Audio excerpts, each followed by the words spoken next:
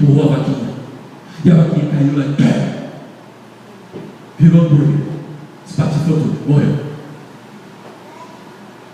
E eles foram embora, e aquele servo ficou com aquilo, meus amados, remoendo na sua cabeça. Eu matei a única forma de sustento daquela casa, daquela família, a única forma que eles tinham de se manter. Meu Deus do céu, vai morrer todo mundo agora, e agora o que vai acontecer? E passaram-se os anos, e muitos anos, e aquele servo, após a morte do seu mestre, tornou-se mestre. E ele, sem lembrar, sem imaginar, anos e anos depois, foi parar aonde? Naquele mesmo lugar. Mas ele olha aquele lugar e ele não reconhece, porque no lugar daquela casinha velha, daquela tapera, havia uma mansão muito grande construída. Ele olhou assim, tinha 3, 4, 5, 6 carros importados estacionados. Havia gente entrando e saindo, mas alguma coisa incomodava no coração dele. Ele falou assim: mas eu conheço esse lugar.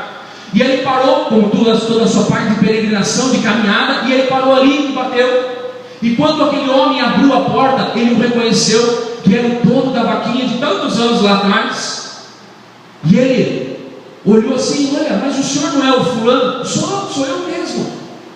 E quem é você? Eu passei aqui há muitos anos atrás com o meu mestre.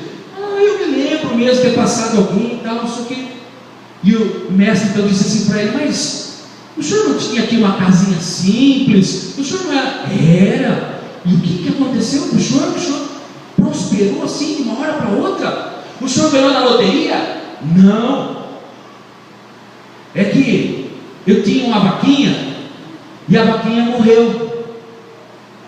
E o homem pensando aqui: meu Deus, eu que sou assassino, eu que matei a vaquinha. Aí se ele descobre que sou eu, ele me mata agora.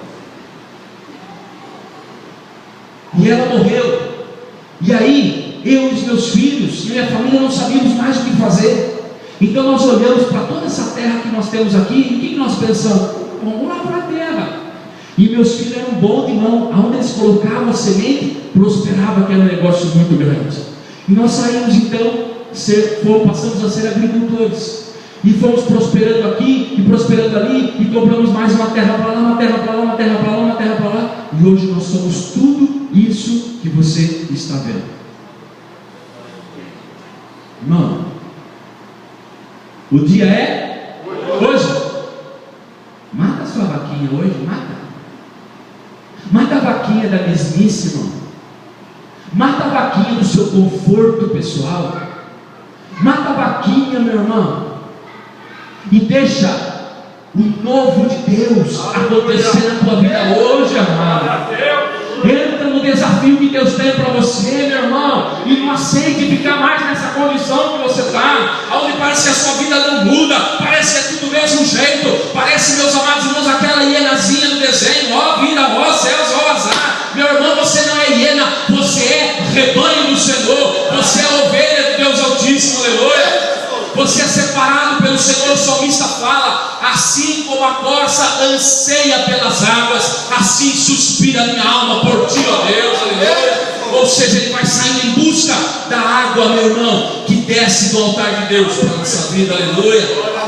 É para você, meu querido, é para você, porque é hoje. Eu queria falar para você, meu irmão, eu vou começar a pregar. Queria dar 3 exemplos para você de coisas simples e provar para você que o dia é hoje. Eu só vou ler, não precisa abrir não. Se quiser só anotar para ler depois em casa, pode até anotar, mas eu só vou ler. Vou voltar para Davi. Falamos de manhã dele, lá em 1 Samuel 16:13. Então Samuel tomou o chifre do azeite e ungiu no meio de seus irmãos. E desde aquele dia em diante, o Espírito do Senhor se apoderou de Davi. Eu quero frisar: desde aquele dia em diante, o Espírito do Senhor se apoderou de Davi. Quando ele foi ungido, meus amados, o que aconteceu com ele? O Espírito do Senhor se apoderou dele. Então agora ele tinha o Espírito de Deus com ele. E aí, meus amados, se você depois continuar lendo em casa e ver a história, ele sai dali e sabe o que ele vai fazer? Apacentar as ovelhas. O que mudou, meu amado irmão, na vida dele? Nada. Nada. Mas pastor, parece que foi uma coisa tão simples. Sim, irmão. Mas quem é que se apoderou dele?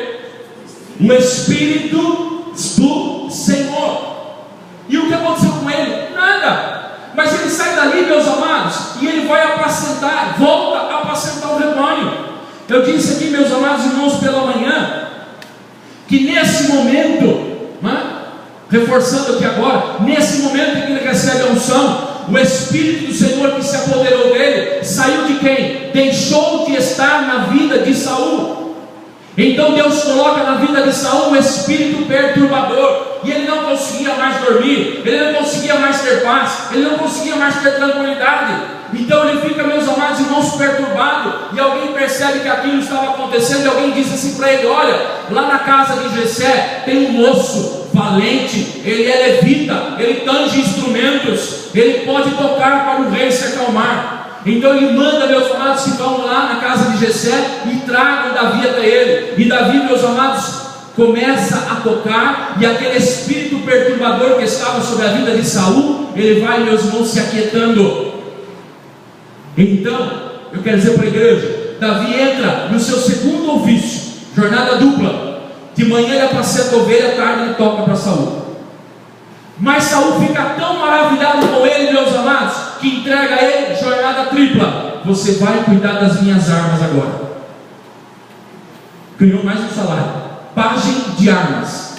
Olha só, irmão, eu disse aqui de manhã, Deus não chama, meus amados irmãos, vagabundo. Deus chama quem está trabalhando. Deus chama aquele que está em ação. Ora, Davi estava lá, meus amados, apacentando o rebanho. Foi chamado para tocar para Saul. Foi chamado para cuidar das armas, meus amados. Ele tinha um chamado sobre a vida dele, uma unção que foi colocada sobre ele, e ele é chamado para fazer algo que qualquer outro poderia ser escolhido, mas o chamado estava para ele. Meu irmão, uma coisa tão simples, ele apacentava o rebanho. Eu disse aqui de manhã, meus amados, 7 filhos de Jessé, 8 dali de Davi, né? Os 3 primeiros eram do exército de Saul. Os outros 4, a Bíblia não fala até agora o que eles faziam. E na hora que Davi foi ungido, irmão, estava todo mundo em casa sossegado. Hora do sol quente, trabalhando, estava todo mundo lá. Aí sabe o que acontece, irmão? Olha só, você já vai entender. Jessé diz assim para Davi: Davi, vou precisar de você amanhã, filho. Pai, levanta bem de madrugada, vem aqui com a tua carroça, que eu vou precisar de você. Ué, o que será que o pai quer comigo? De manhã eu passei no rebanho, à tarde eu vou tocar para o rei, e depois eu cuido das armas.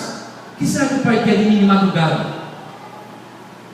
Eu quero que você vá lá no exército onde estão os seus irmãos, e que você leve lá pão e queijo.